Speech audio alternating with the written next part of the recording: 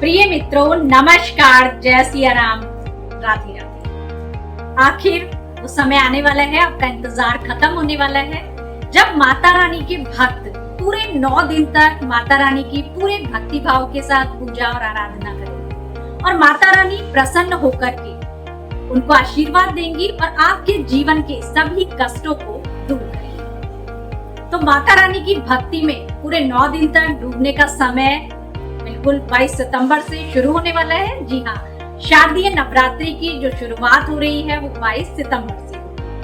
तो इस नवरात्रि में आपके लिए क्या खास रहने वाला है और किस तरह से आपको पूरे 9 दिन तक विधि विधान के साथ पूजा करनी है, क्या इसके नियम है, किन बातों का आपको विशेष ध्यान रखना है, ये सब हम आपको बताने जा रहे हैं। लेकिन इसके लिए आप वीडियो में अंत तक बने रहिएगा। और जो भी दर्शक हमारे इस चैनल को देख रहे हैं और अभी तक आपने हमारे चैनल को सब्सक्राइब नहीं किया है तो आप पहले चैनल को सब्सक्राइब कर लीजिएगा, वीडियो को लाइक कीजिएगा, कमेंट करना मत भूलिएगा, सभी वीडियो में जरूर लिखिएगा जय माता। अश्विन माह के शुक्ल पक्ष की प्रतिपदा तिथि की शुरुआत 22 सितंबर से हो रही है। पितृपक्ष समाप्त होने के बाद शारदीय नवरात्रि आरंभ होती है। शारदीय नवरात्रि में माँ दुर्गा के 9 रूपों की विधि विधान के साथ आराधना की जाती है। पंचांग के अनुसार इस साल श्राद्ध पक्ष में एक तिथि का क्षय और नवरात्रि में एक तिथि में वृद्धि हो रही है, इसलिए इस साल 9 दिन की नहीं बल्कि 10 दिन की नवरात्रि होगी। नवरात्रि में चतुर्थी तिथि की वृद्धि हो रही है। तिथि की वृद्धि होना अति शुभ फलदायक माना जाता है। इस कारण से इस बार नवरात्रि का प्रभाव बेहद शुभ फलदायक रहने वाला है।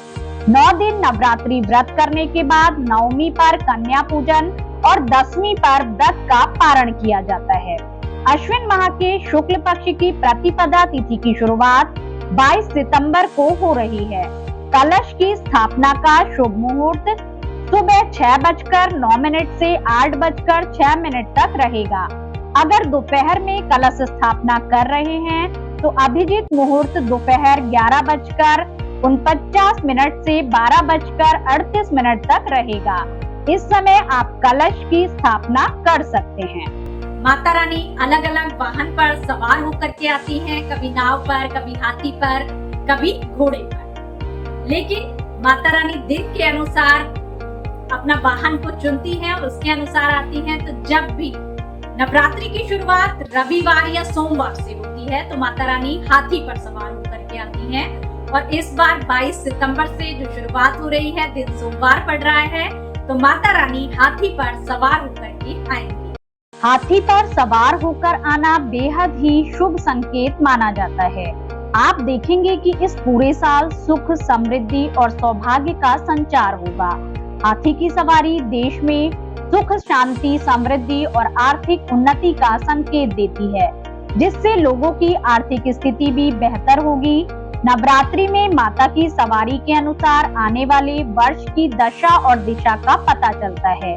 नवरात्रि के दौरान व्रत और नियम का पालन करने से माता रानी प्रसन्न होती हैं और भक्तों के सारे कष्ट दूर करती हैं।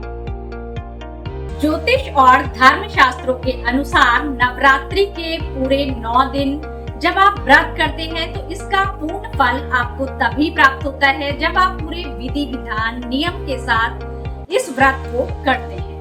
आपकी एक छोटी सी गलती आपके 9 दिन के व्रतों को खंडित कर सकती है। व्रत का संकल्प लेने के बाद इसे बीच में तोड़ना अशुभ माना जाता है। इस दौरान घर में कलह, क्रोध और किसी के प्रति द्वेष की भावना मन में नहीं लानी चाहिए। असत्य बोलना और किसी की निंदा करना भी व्रत के पुण्य को कम करता है। साधक को ब्रह्मचर्य का पूर्ण रूप से पालन करना चाहिए। इन 9 दिनों में मांस, मदिरा, अंडा, लहसुन, प्याज जैसी तामसिक वस्तुओं का सेवन पूरी तरह से वर्जित है। घर में भी इन चीजों को लाना अशुभ माना जाता है। इस अवधि में बाल कटवाना, दाढ़ी बनवाना और नाखून काटना अशुभ होता है। मान्यता है कि ऐसा करने से देवी रुष्ट हो जाती हैं। यदि आपने घर में कलश स्थापना की है या अखंड ज्योत जलाई है तो घर को कभी भी सूना नहीं छोड़ना चाहिए। नवरात्रि के नियम आपको आध्यात्मिक और शारीरिक रूप से शुद्ध करने के लिए बनाए गए हैं। जब आप पूरी नियम के साथ व्रत करते हैं, पूरे विधि विधान के साथ पूजा करते हैं, तो आपकी मनोकामना तो पूर्ण होती ही है, साथ ही आप देखते हैं कि आपके जीवन में संयम, अनुशासन और एक सकारात्मक ऊर्जा का संचार होता है। तो आप सबकी माता रानी सभी मनोकामनाएं पूरी करें और सभी को नवरात्रि की हार्दिक बधाई और शुभकामनाएं। जय महा।